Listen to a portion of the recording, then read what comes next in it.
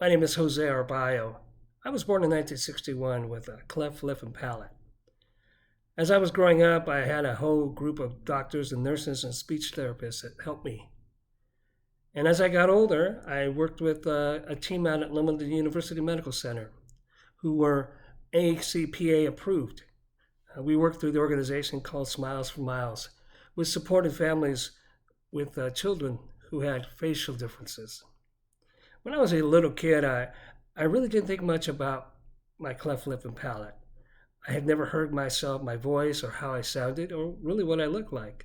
The first time I did, I heard myself on a tape recording, and I gotta say, I was surprised.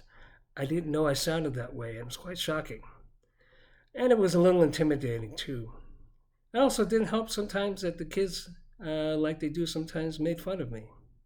There was one time even when they made fun of me enough where I went home and I cried, but I made the decision that day I would never let anyone make me cry again. I know sometimes for adolescents, those that have cleft lip and palate, it isn't easy sometimes, especially when you're in adolescent, teenage years, trying to mix in and be like everybody else. Dating was a hard thing, just like for me, just like everybody else. And it wasn't easy sometimes. But I was able to actually start dating, and I married my high school sweetheart. We had two great kids. My mother, her and I never really talked about the cleft lip and palate. But my sisters told me that she thought about it sometimes. And she felt kind of guilty because she thought she had done something wrong. But we know that's not the case.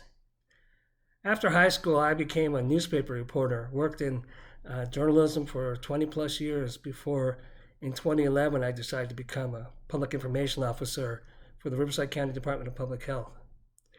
The first time I got in front of those cameras and talked about the latest public health issue, it was difficult. And then in 2019, 2020, we had COVID. And there I was in front of a whole slew of cameras. And I realized they didn't care what I sounded like or looked like. They just wanted to get the information about the virus and COVID. So I want you to remember, for parents, really all you have to do is love your kid and support them. And for those who have the cleft lip and palate, my advice is to stick with your goal. Have a dream. Don't let anybody push you away from it. Don't blame yourself for the one thing you had no control over. And just look out to be the best you can be. You know, I know it's hard sometimes, but with the support and everything else, you can make it through. So please consider a gift to ACPA's Hope campaign today. They do good work. Your donation will help others on their cleft lip and craniofacial journeys, as I was helped with mine. Thank you.